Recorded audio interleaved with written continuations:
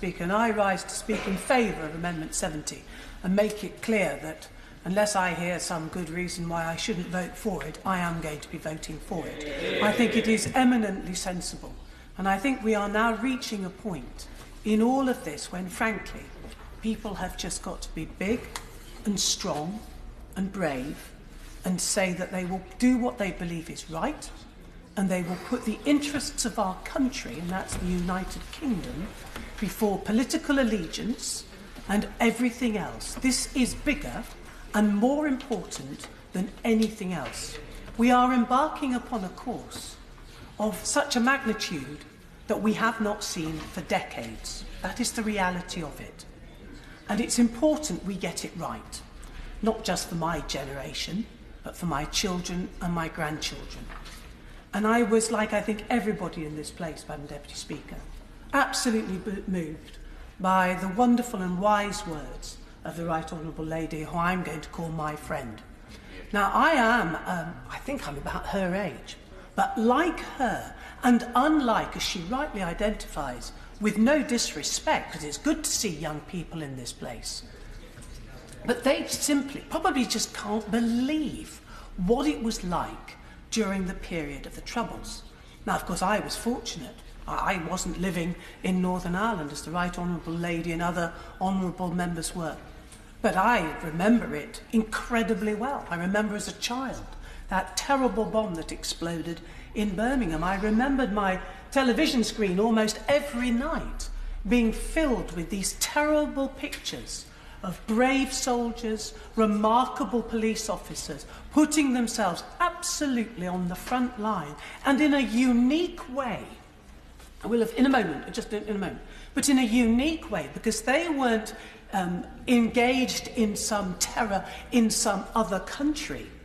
This was on their doorstep. This was their community, their people. So what they went through was even worse, because a soldier in a foreign field will inevitably return home to their own country. These brave men and women returned home literally round the corner. It was a truly dreadful time, and the terror didn't just come from the IRA and all their various guises. It also came from some of those extreme Protestant movements as well. And of course, caught up in this horror were real human beings. And I never thought it would happen. I could not see, as a young woman, how we would ever reach the period that we have now reached of peace in Northern Ireland. And when I was a Defence Minister, and I had the great pleasure to go over to Northern Ireland, the first time I'd ever been to, I was going to say Ulster, but to Northern Ireland, one of the things, whilst I was delighted to be there with the Honourable Member for Strangford in particular, if I may say, but one of the things that really troubled me, and I was appalled at this, was that the covenant, the military covenant, which extends throughout the rest of the United Kingdom, did not extend into Northern Ireland in the way that it should. And I met, Madam Deputy Speaker, young men, I met one in particular, who had lost a limb in Afghanistan. Nothing to do with the Troubles. He'd fought for his country somewhere else, who was denied the sort of treatment and services that he was absolutely entitled to for no other reason than he'd served in the British Army. The point I make is that that was a symbol of how that disharmony, that pure prejudice still in some quarters existed. But equally, so much progress has been made. And the point I'm trying to get to is this, is that as the reality, the Honourable Learned Friend for Beaconsfield has explained, Brexit reality is unfurling. And people now are realising the reality of what 17 million people voted for. Now, I'm going to be very frank about this. I have made a compromise, because I've put aside my long-held beliefs that our future should lie within the European Union. I voted against my conscience, and I have accepted that we are leaving the European Union. And what saddens me is that other people can't be as compromising in their positions. So still, we have people been banging on about Europe from a hardline, ideological position, notwithstanding that we lost our majority in the general election. They are still banging on in that hard-line, hard Brexiteer way. And it's not acceptable. If I can compromise, if my right honourable learned friend for Rushcliffe can compromise and accept that we're leaving the European Union, could I respectfully say to members sitting here on these benches, they too have got to compromise. They've got to drop the rhetoric and they've got to come and find a solution to this Brexit problem, which is undoubtedly going to be a nightmare unless people compromise.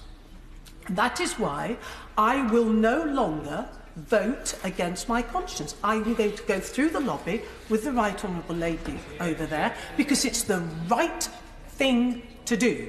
And that is what we've got to do. Put aside our political differences, in some instances, like mine, put aside our long-held views and vote for what is right and best for our country.